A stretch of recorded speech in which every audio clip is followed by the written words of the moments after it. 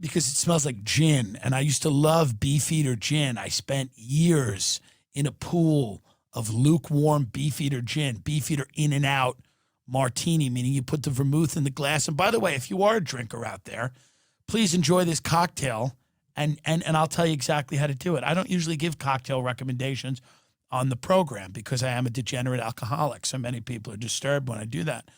But take some vermouth, extra dry vermouth, you swirl it around the glass, you throw it out, in and out, in and out. The martini go right out there. Then you take the gin, you stir the fucking gin. You don't shake it like you're a 24-year-old fucking bartender in West Hollywood who's fucking shaking the gin and trying to see how many cocks she can fit in her so she can pay her rent. That ain't it. Okay? You're not shaking a fucking thing and bruising the goddamn gin, waiting for your fucking seeking arrangements date to pick you up and take you to his fucking house. Enough. You're stirring the gin. You stir it. Shaking it bruises it. It's a line from James Bond. It's absolutely true. And let me tell you right now, I threw my life away for this drink. I mean, I threw my life away for this drink. This studio's in an apartment in Hollywood. I am more talented than 90% of people that live in this city, and they all live in castles. So the reality is I am fucked, and it was because of this cocktail. I have not had a meaningful relationship in my life because of this cocktail. I have very few friends. And the ones I have that I've had for a very long time, I strongly dislike. I have no honesty with myself or others. I am a shell of a human being, genuine shell of a human being. I live to entertain people, to make them happy for nothing, for no reason. I barely enjoy that. It's just what I have to do. I'm built to do nothing else. I'm just a vector of negative energy that will either go into a heroin needle or go into a stupid joke. I tell it fucking, the giggle pig, which should be the name of a comedy club and isn't. Welcome to the Giggle Pig. Don't take out your phones. This is art. But what I'm saying is all of that happened. I should have came out of the closet earlier. I should have did the right thing. I should have went to college. I didn't do any of that.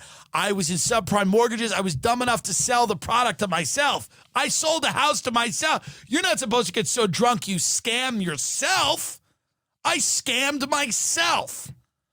The Enron idiots weren't buying their own bad shit.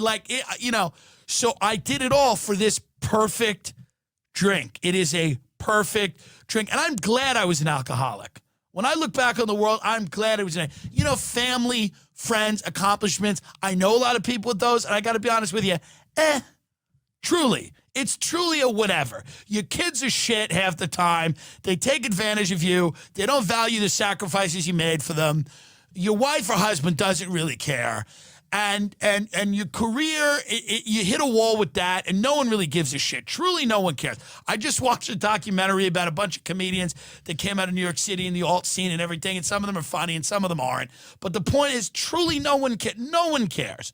No one cares. They care about David Dobrik, and they're not going to care about him soon. They won't care about him soon. They'll care about something that just makes sounds and beeps. They'll go, beep, beep. The entertainer your kids like the most will be somebody that goes, beep, beep, beep. So it's over, and nothing matters.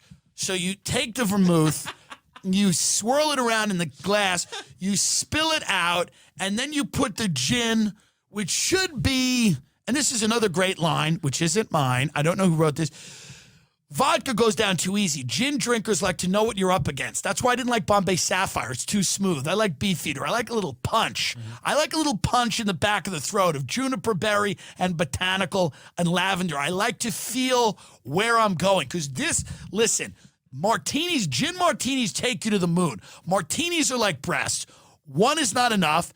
2 is all right. 3 is too many. 4 is a party. I didn't do that either. That's something else. I don't know. A guy told me that named Huey. He's dead. The point is this. He had a lot of he said one other thing that I laughed so hard it wasn't his, but he remembered it. He goes, he said this at dinner. He goes, she broke my heart, so I broke her jaw.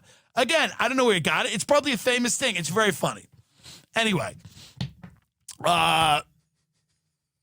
he... was I saying? You're just describing. Yeah, so the drink. It takes you to the moon. It takes you to the moon. You get fucked up. When you get banged up on martinis, you get banged the fuck up. You do not, I mean, it's a boom. Like it's no work. Like you're at work the next day with a pounding headache. It's a real hangover. You got to do a couple of Percocet in the morning or a couple of Vicodin with that fucking Starbucks latte and that Newport or Marlboro Menthol Light or Marlboro Light or Marlboro Red or Parliament. You get the idea. Or vape. The point is, and I've smoked all those cigarettes. That's why I went through them. Yeah. The point is, I used to smoke basic unfiltered. Yeah. Back when I was a kid. Yeah. I was 13 years old. Me and my friend Shay got a pack of basic unfiltered. We got a pack one day of Benson and Hedges. We used to just buy different types of cigarettes. L&M, Liggett and Myers. What about a good documentary about cigarettes? Not about how fucked up they are, about the tradition of tobacco, which did probably have to do. That gets into slaves, but not that. I mean, a recent, what were all the cigarette companies? And I'm interested in that. I want to know about that. I'm going to die one day because of them. I want to know more about them. Not just a rat documentary like Rat Leah Remini, who's, everybody hates Scientology now that they're millionaires, but they didn't hate it. They didn't mind torturing the kids when it was getting them all the opportunities. I see you rats. You're all full of shit. Okay? You don't do something for 30 fucking years and then decide it's not for you. Shut the fuck up. Go out like the fucking mafia and suck David Miscavige's dick. All right. Anyway, the drink. This is my point here. I keep getting away from this. But the drink, you put the vermouth in, put the gin. No olives. Olives are for women. My boss told me that. My boss who's guy named Tim that I worked for in mortgages had a scar across his face. I said, how'd you get that? He goes, I was thrown out of a car at 4 years old through the windshield. I said, that's crazy. He goes, yeah. He goes, it taught me about responsibility. No one knew what that meant. No one asked him. But he said olives are for women. It's a great point. If you have a blue cheese stuffed olive in your mouth, you're a woman. That's it. Or you're gay. I guess we could say that. But even gay guys predominantly are probably, I don't know that they're martini people. Martinis are for people that want to go to the moon. They want to go to the moon with a drink or two. They don't have time to sit there for they need to be fucked up by the appetizer. I needed to be in the bag by the appetizer. If bruschetta or tuna tartare hit the table and I wasn't in the bag, we had a problem. I needed to have that gin glow on my face, that heat on my face before the appetizer hit the table. So it's very important that you make the drink the right way. Just lukewarm gin in a martini glass. You can I didn't have vermouth sometimes. I just do it with the gin. It's nice if you have a martini shaker. You could do it in a milk glass, big bar glass, water glass. You can do that. A little stirrer. It's here's the thing, folks, and a lot of people won't tell you this. It is classy to throw your life away drinking certain drinks. Martinis, Kettle on the Rocks, whiskey, bourbon, scotch. They're nice. Something nice about throwing your life away like that. Not beer. That's low rent. But like a liquor alcoholic, I always say good for him.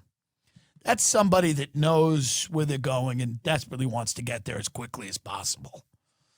When you were boozing it up, you drank beer, right? Light beer. That's light beer. I mean, how can you even be proud of that? But you didn't even have a good. What did you drink from college to what? You were till what? Till like 19 to like 25. Yeah. I would say that was me too. I think I was like 19 to 25 because I was drugs from 13 to 20, and of course from 20 to 25 as well. But I got into booze when I was done with all the other drugs. Yeah. When I quit everything else, I moved into booze. I graduated to booze. The good old Kettle One on the rocks with a black fly in the glass from the good old bartenders at Lisa's Lounge. But that's what I mean. I threw my entire life away for that drink, and I don't regret it either. It was a great There's nothing better than a Sunday afternoon getting shit-faced Yeah. and going to sleep in your car. Yeah.